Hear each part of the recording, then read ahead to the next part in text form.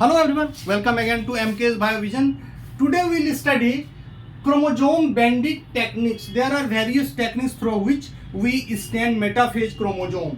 तो metaphase chromosome को जो जिस टेक्निक से यूज करते हैं उसमें जो पहला टेक्निक है वो है जी बेंडिंग टेक्निक, यानी कि वो टेक्निक जिसमें हम इम्सा स्टेन का इस्तेमाल करते हैं। तो इसके लिए हम क्या करते हैं, जी बेंडिंग टेक्निक के लिए सबसे पहले मेटाफेज क्रोमोजोम का ट्रिप्टिक डाइजेशन करते हैं या पार्शियल डाइजेशन करते हैं। इसके बाद इम्सा स्टेन में प्लेस करते हैं और कुछ समय के बाद we see some bending patterns on the chromosome, and that bending patterns, some bends are light, whereas some bends are dark.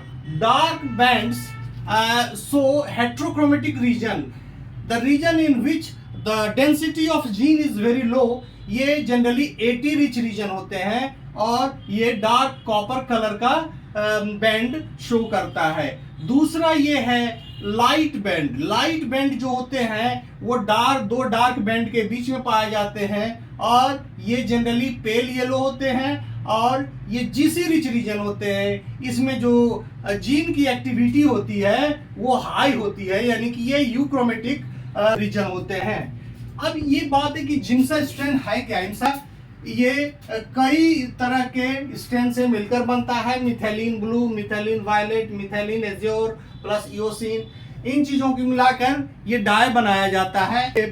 Histological laboratory में इसका, पैथोलॉजिकल लेबोरेटरी में इसका बहुत ही ज्यादा यूज होता है, खास करके प्रोटोजोन पैरासाइट को आइडेंटिफाई करने में। मलेरिया पैरासाइट है, लिस्मानिया है या फिर ट्रेपेनोसोमा है, इन चीजों को स्टेन करने में इसका इस्तेमाल होता है। इसके अतिरिक्त ब्लड सेल्स को भी हम स्टेन करते हैं। ब्लड सेल्स के जो WBC है उसके न्यूक्लियस के शेप डिफरेंट होते हैं, तो उसको भी हम उसके स्टेन में भी इसका इस्तेमाल करते हैं। दूसरा जो टेक्निक है वो आर बेंडिंग टेक्निक है। आर बेंडिंग टेक्निक यानी कि रिवर्स इम्सा के नाम से जानते हैं हम इसको। इसमें हम क्या करते हैं, ये ऑथेंटिकेशन करते हैं इम्सा बेंडिंग पैटर्न का, यानी कि जो इसका रिजल्ट मिलता है इसका ऑथेंटिकेशन करते हैं, क्योंकि ये जो होता है इसके ठीक उल्टा पाया जाता है। यानी कि यहाँ जो डार्क बेंड रहेगा वो इसमें लाइट बेंड हो जाएगा, यहाँ जो लाइट बेंड रहेगा यहाँ जो लाइट बेंड रहेगा वो इसमें डार्क बेंड हो जाएगा।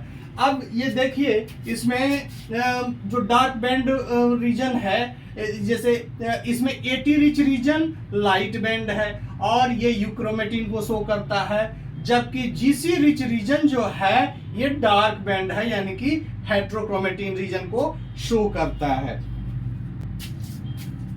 अब देखते हैं कि ये जो क्रोमेटिन, हेट्रोक्रोमेटिन या यूक्रोमेटिन, क्या सभी ये है क्या, ये हेट्रोक्रोमेटिन का कंसेप्ट क्या है। तो हेट्रोक्रोमेटिन बेसिकली दो तरह के होते हैं। एक होता है कंस्टिट्यूटिव हेट्रोक्रोमेटिन, यानी कि वो हमेशा ही हेट्रोक्रोमेटिन होते हैं, वो सेल साइकिल थ्रू आउट ये कंपैक्ट रहते हैं सेल साइकिल में, लेकिन डीएनए के रिप्लिकेशन के दौरान इनको खुलना पड़ता है। Facultative chromatin changes to euchromatin at the time of gene expression.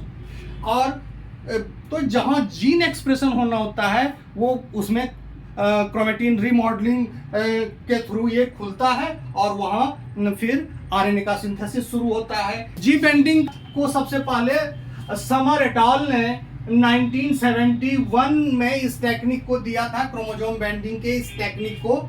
और इसमें ये देखा गया है कि इसका इस्तेमाल, जी बेंडिंग का इस्तेमाल प्लांट में नहीं होता है। Not used for plant, not used for plant chromosome,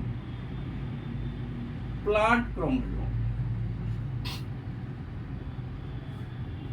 कारण यह है कि इसका इस्तेमाल प्लांट के क्रोमोसोम के लिए इसलिए नहीं होता है कि प्लांट के क्रोमोसोम जो है 10 टाइम्स स्मॉलर होते हैं एनिमल क्रोमोसोम के, 10 टाइम्स स्मॉलर। इस वजह से क्या होता है, ये बेंडिंग पैटर्न, लाइट और डार्क पैटर्न जो है वो विजिबल नहीं होता है, उसमें क्लैरिटी नहीं रहती है। तो प्लांट क्रोमोसोम को हम इससे नहीं स्टेन करते हैं।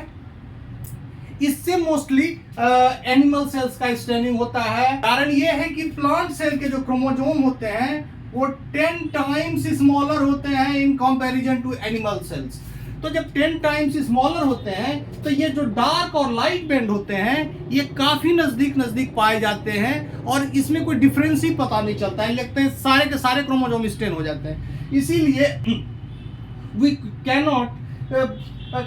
cannot use this technique for staining plant cell chromosome।